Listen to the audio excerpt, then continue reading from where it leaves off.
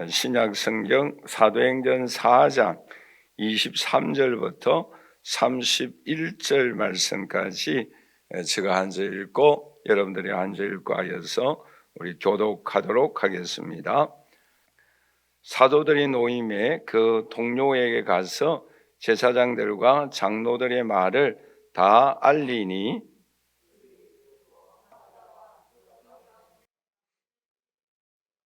또 주의 종 우리 조상 다윗의 입을 통하여 성령으로 말씀하시기를 어찌하여 열방이 분노하며 족속들이 허사를 경영하였는고.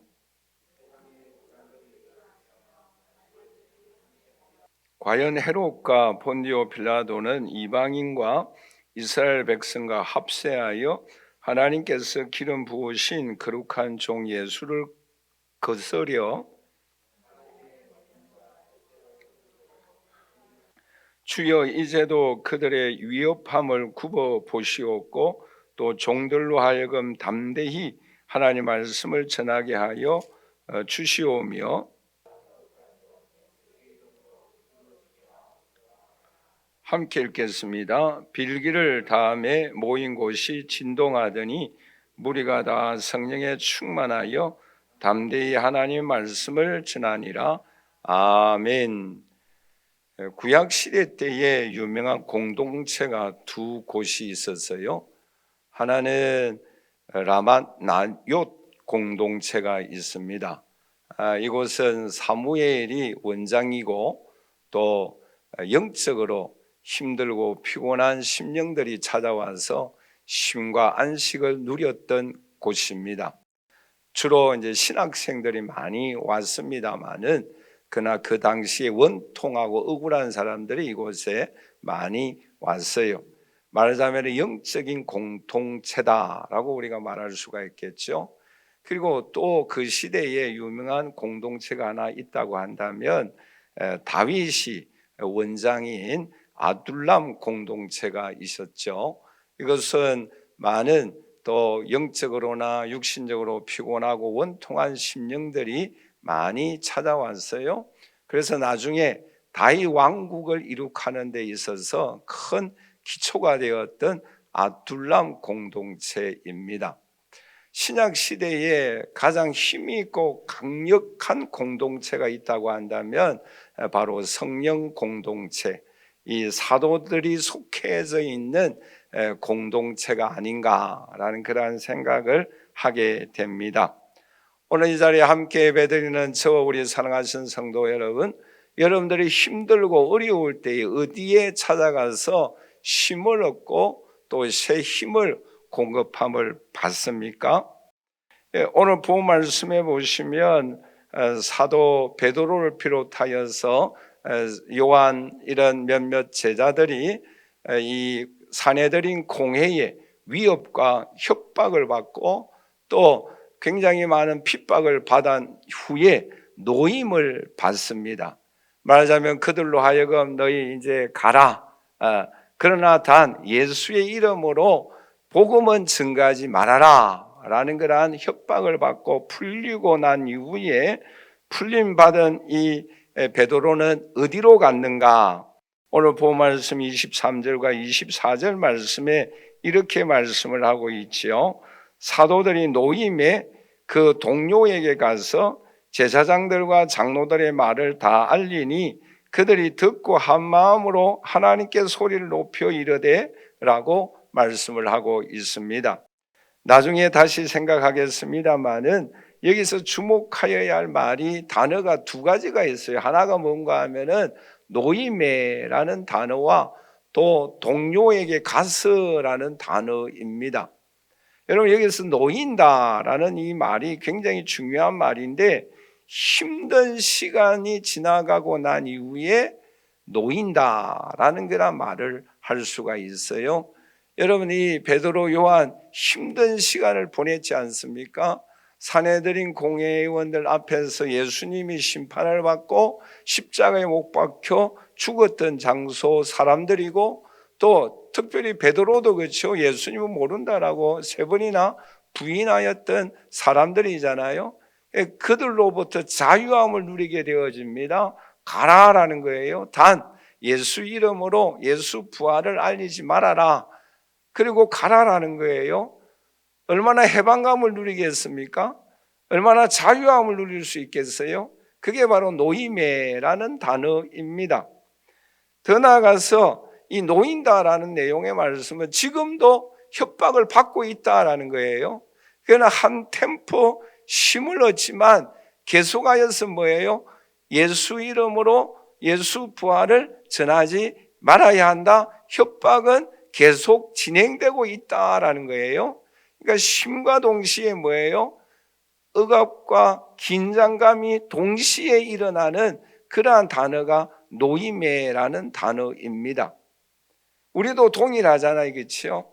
그런데 이러한 한편으로서는 노임을 받는 그러한 순간이지만 그 순간에 이 베드로는 어디로 갔는가?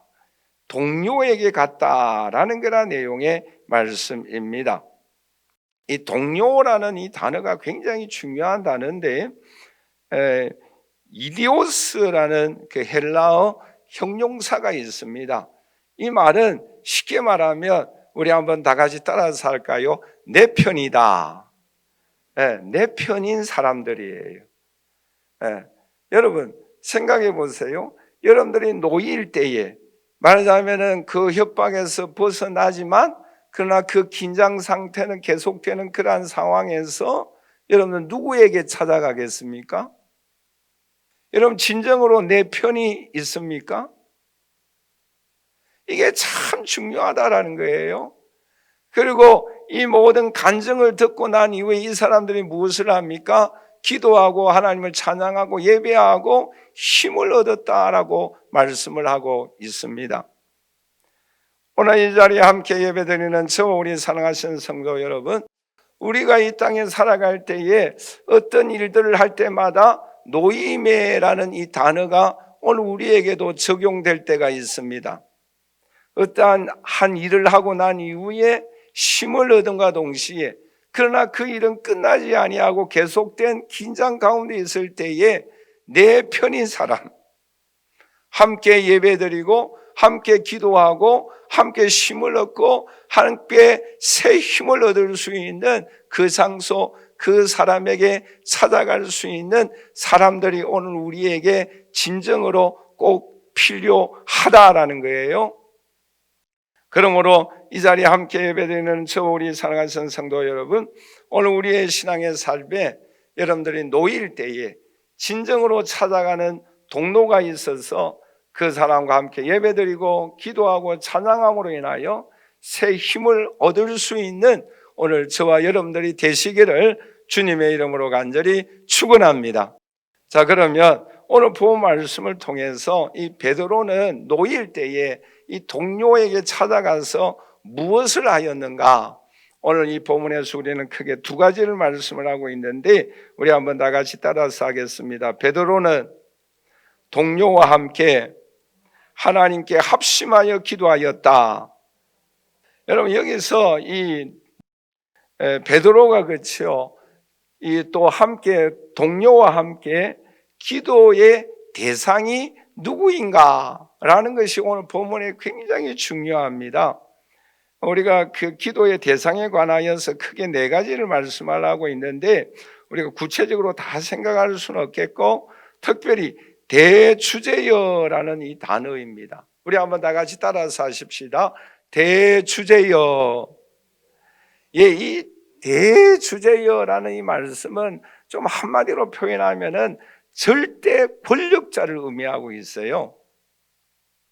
이거 좀 여러분 오해하기 쉬운 단어인데 이 단어는 공산주의에서 사용하는 단어예요. 그러니까 절대적인 권력을 쥐고 있는 사람이에요. 말하자면은 자기 마음대로 하는 사람이에요. 예? 그러니까 여러분 우리 한국에서 뭐 대통령이라고 하여서 자기 마음대로 할 수 있는 사람이 아니잖아요, 그렇죠? 저 북한에 누구 아니면 절대 할 수 없는 일이에요. 여러 가지 의미가 있는 통치자고 주권자이고 지배자이고 다스리는 자이고 주인이고 이러한 뜻을 갖고 있는 게 대주제여라는 뜻이에요. 그러니까 지금 이 사도들이 모여서 뭐라고 기도하는가 하면은 대주제여라고 하나님 앞에 기도하고 있는 거예요. 주권자이고 통치자이고 지배자이고 모든 권력을 다 갖고 있는 절대 권력자이신 하나님 앞에 기도하고 있다라는 거예요. 여러분, 여리고성이 멸망당할 때에 기생 라합이 구원을 받습니다.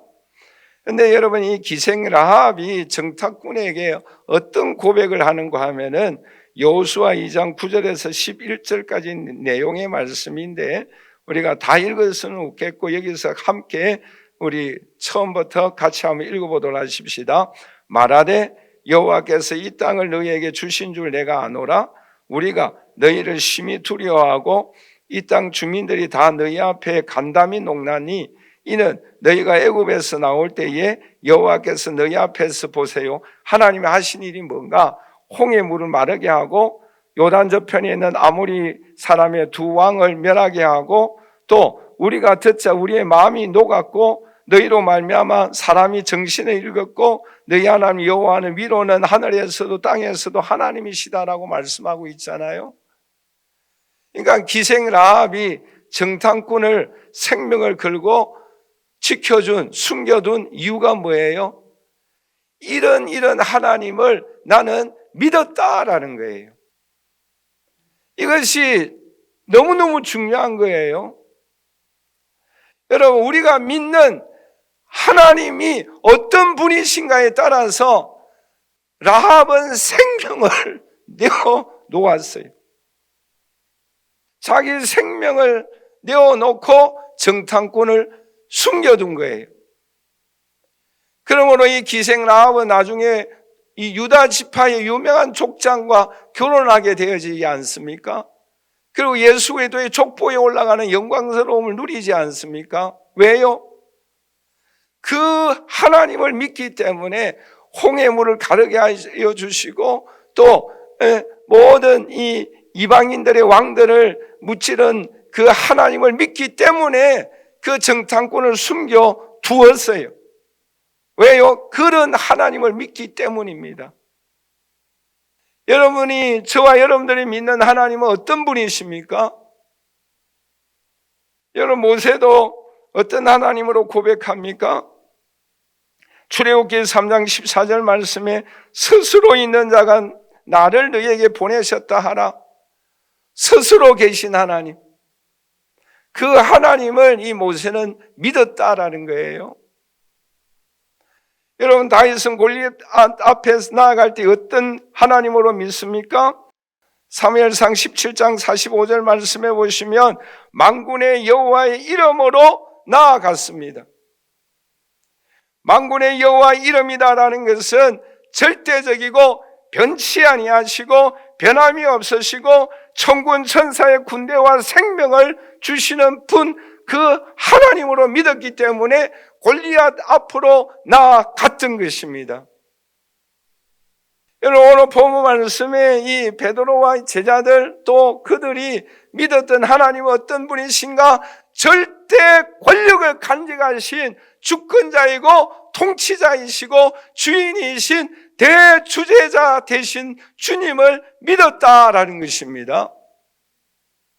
오늘 이 자리에 함께 예배드리는 저 우리 살아계신 성도 여러분, 오늘 우리들은 우리가 믿고 있는 그 하나님, 그 하나님에 따라 우리의 신앙, 우리의 삶이 결정되어진다라는 사실을 오늘 우리에게 교훈해 주고 있습니다.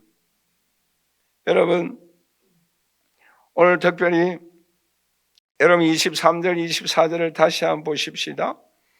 사도들이 노임에 그 동료에게 가서 이 동료, 그들이, 이 사람들이 너무 중요하다라는 거예요. 여러분, 이 사람들은 생명의 공동체입니다. 여러분, 이 사람들은 성령의 공동체예요.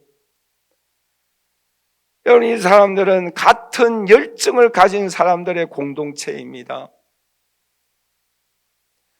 여러분, 이 사람들을 통해서 사도행전이 기록되지 않습니까? 그들은 내 편이에요. 내 편이다 보니까 나의 모든 사정을 다 이야기하는 거예요. 여러분, 오늘 우리 주변에 내 모든 사정을 다 이야기할 수 있는 그들이 오늘 우리에게 반드시 있어야 합니다. 그들과 함께 대주제여라고 하나님 앞에 간구하는 그들이 오늘 저와 여러분들에게 반드시 있어야 할 것을 말씀하고 있습니다. 여러분, 사도행전에 오순절 이후에 기도의 특징 두 가지가 나옵니다. 그 기도의 특징 두 가지가 뭐인가요? 하나는 합심 기도와 하나는 통성 기도입니다. 여러분, 사도행전 이전에는 이런 기도가 없었어요, 거의. 그러나 사도행전 이 오순절 마가다락방에 성령이 임하고 난 이후에 사도행정적인 기도의 특징은 합심 기도예요. 그리고 통성 기도입니다.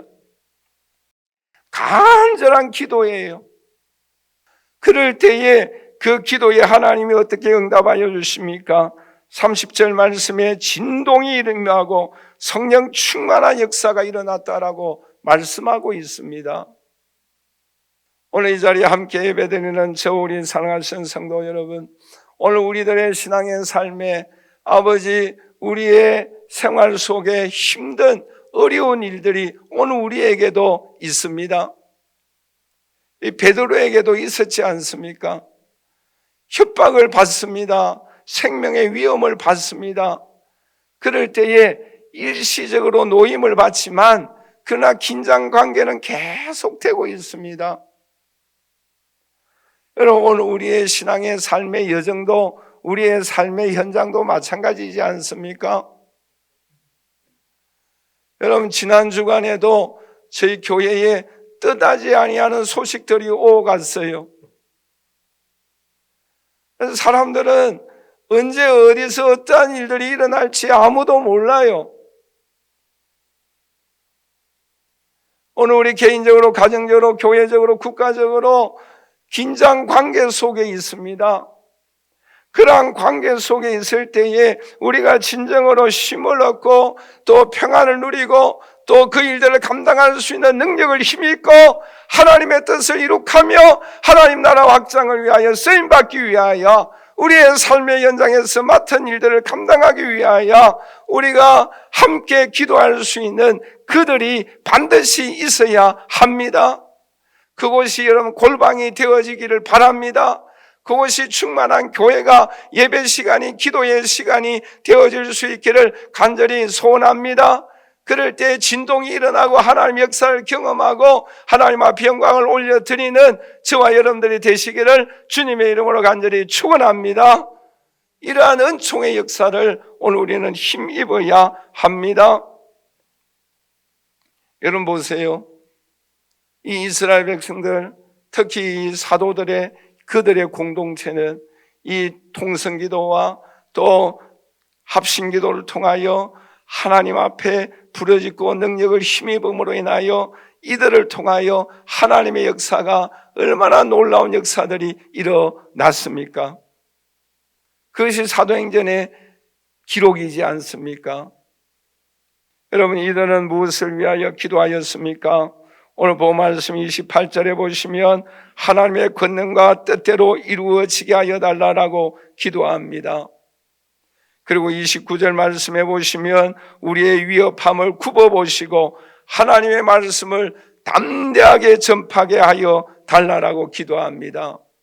그리고 예수 이름의 능력의 역사가 질병이 고침받는 표적과 기적이 임하여 달라고 기도합니다. 여러분, 이러한 일들은 예수님만이 할 수 있는 일이잖아요. 여러분, 우리가 살아가는 이 세상 우리의 힘으로 할 수 있는 일들도 있습니다만은 정말 내일이는 몰라요.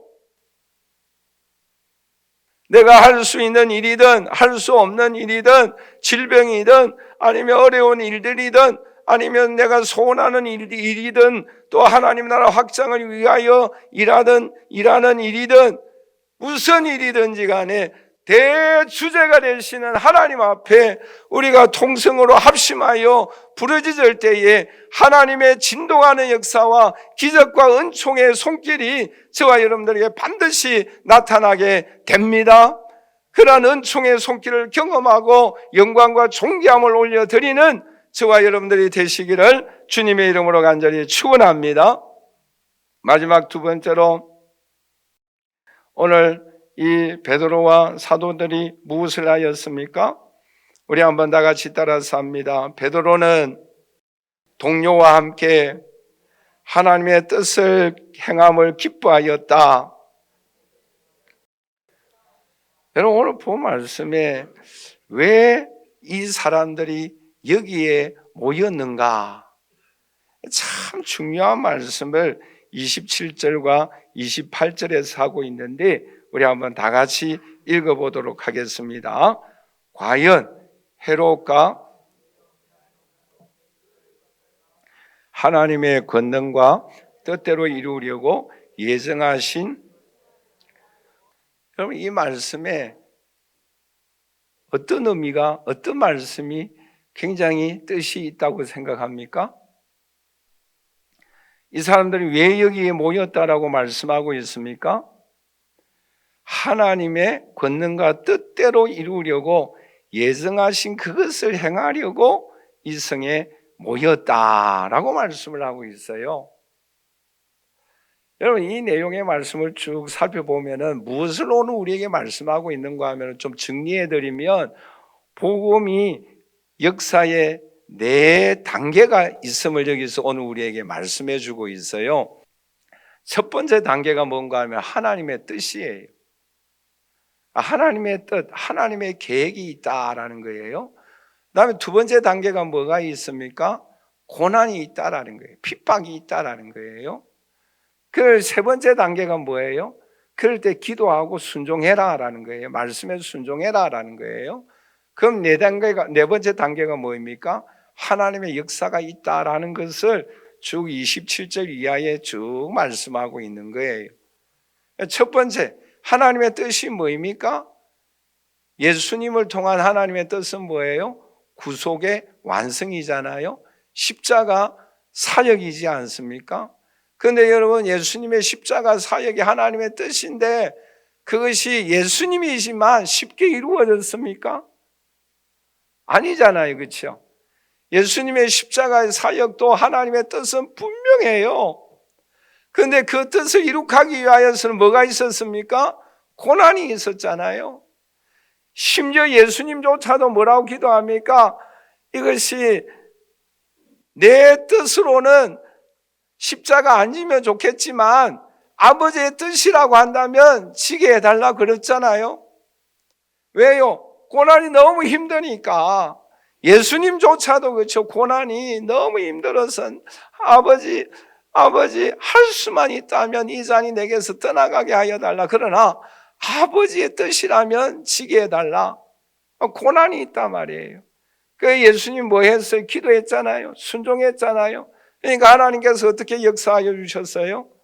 부활의 역사가 일어나게 하여 주셨습니다. 할렐루야. 제자들도 마찬가지다라는 거예요. 왜 우리가 여기에 모였는가? 똑같다라는 거예요. 말하자면 베드로, 세례 요한, 다른 12제자 120명의 많은 사람들 마찬가지잖아요. 그들도 하나님 뜻이 있어요. 하나님 뜻이 뭐입니까? 하나님의 복음을 증거하는 일이잖아요. 그렇죠?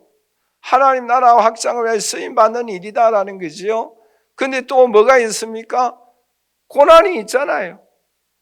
핍박을 지금 받고 있잖아요. 그 핍박 앞에 베드로도 실패한 적도 있고 또 담대하게 복음을 외친 적도 있고 고난이 있어요.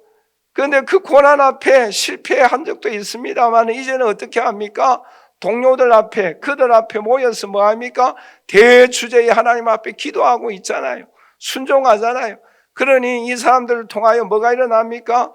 표적이 일어납니다. 안전뱅이가 일어납니다. 죽은 자가 예수 그리스도를 통하여 살아납니다. 이 베드로를 통해서, 바울을 통해서 많은 심령들이 고침받지 않습니까? 그리고 하나님 나라가 확장되지 않습니까? 동일하다라는 거예요. 이제 그것을 오늘 저와 여러분들에게 적용을 해야 된다라는 거예요. 똑같은 원리예요. 하나님의 뜻이 있어요. 그것이 복음 전파이든 소원이 이루어지는 일이든 하나님 나라 확장이 일어나는 일이든 질병이 고침받는 일이든 이 모든 일들마다 하나님의 뜻이 있어요. 저와 여러분들의 소원이 있잖아요. 그렇죠? 근데 이 소원이 갑자기 하루아침에 이루어집니까? 아니잖아요. 뭐가 있습니까? 고난이 있어요. 어려움이 있어요. 시험이 있어요. 그럴 때에 어떻게 해야 되겠습니까? 대주제해야 하면서 부르짖고 간구하고 몸부림쳐야 합니다. 말씀에 순종해야 됩니다. 그럴 때 어떤 역사가 일어납니까? 하나님이 예비하여 주신 손길을 경험하게 되어집니다. 할렐루야. 그것이 오늘 본문에 나타나 있는 내용이에요. 자, 우리가 성경에 나타난 일들을 이제 살펴보십시다. 여러분, 사도 바울도 그렇죠. 복음을 증거하는 일에 있어서는 무엇보다도 앞장섰어요. 그런데 처음에 바울이 아시아에 가서 복음을 전하려고 했어요. 그러나 뭐예요? 하나님 막았잖아요. 어떻게 막습니까? 유럽으로 와서 복음을 전파하라는 거예요.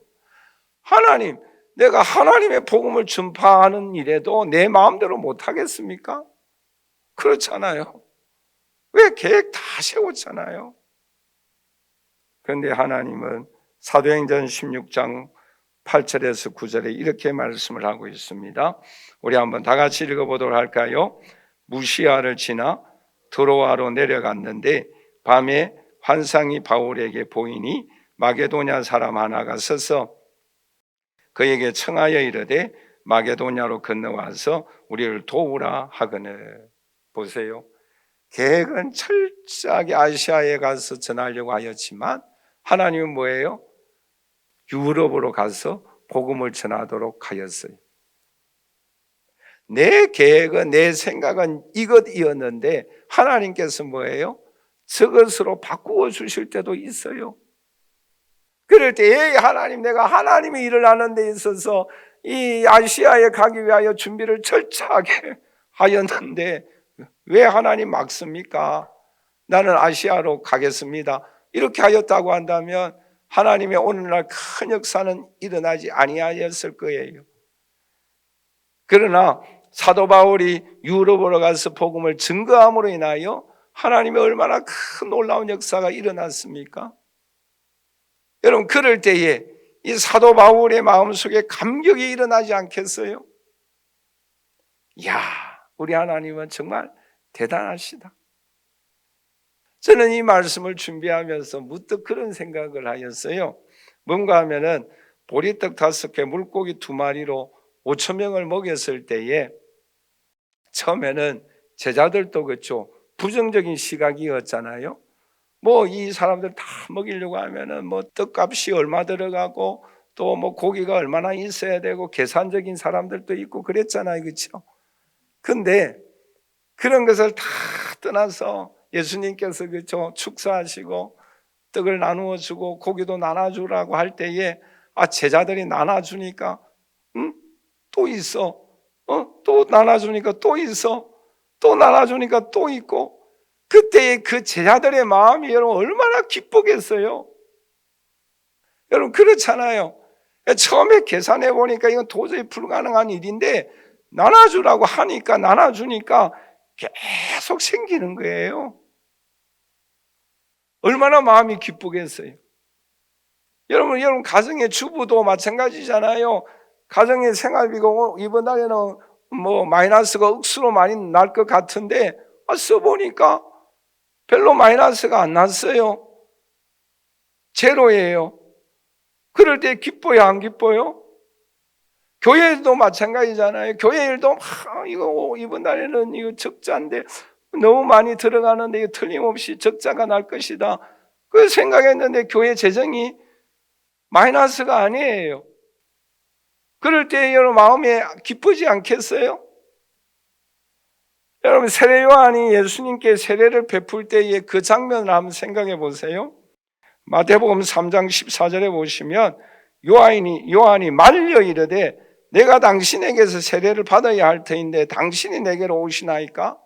그럴 때 예수님이 어떻게 대답합니까? 마태복음 3장 15절에 같이 읽겠습니다.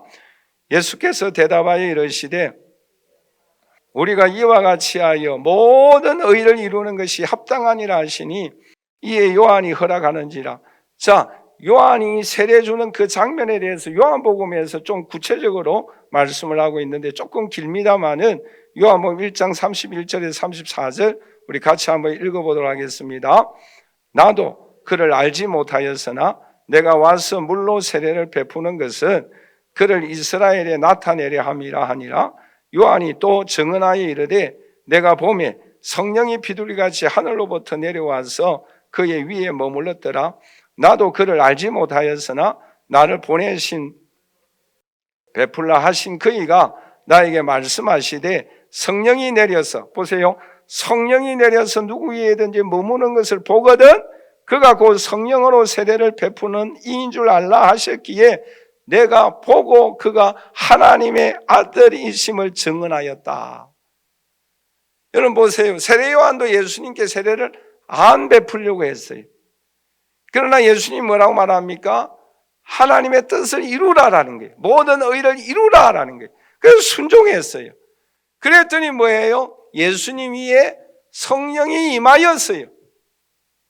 그리고 자신도 그 성령이 임함을 보고 예수 그리스도가 하나님의 아들임을 깨달았다라고 말씀하고 있습니다.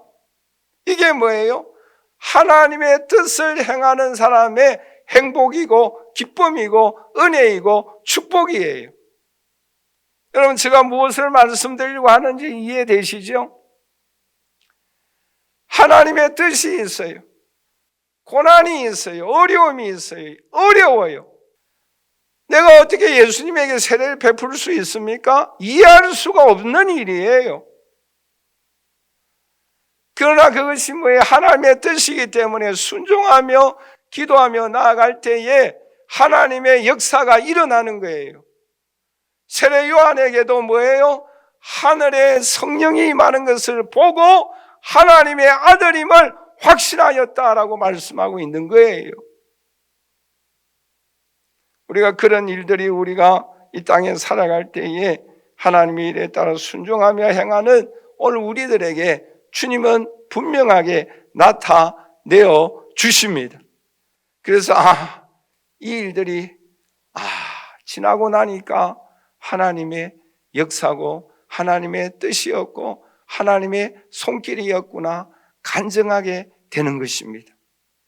결론적으로 말씀을 맺겠습니다. 오늘 이 자리에 함께 예배드리는 저보리 사랑하신 성도 여러분, 우리의 신앙의 삶에 노임에 하는 그 때가 있어요.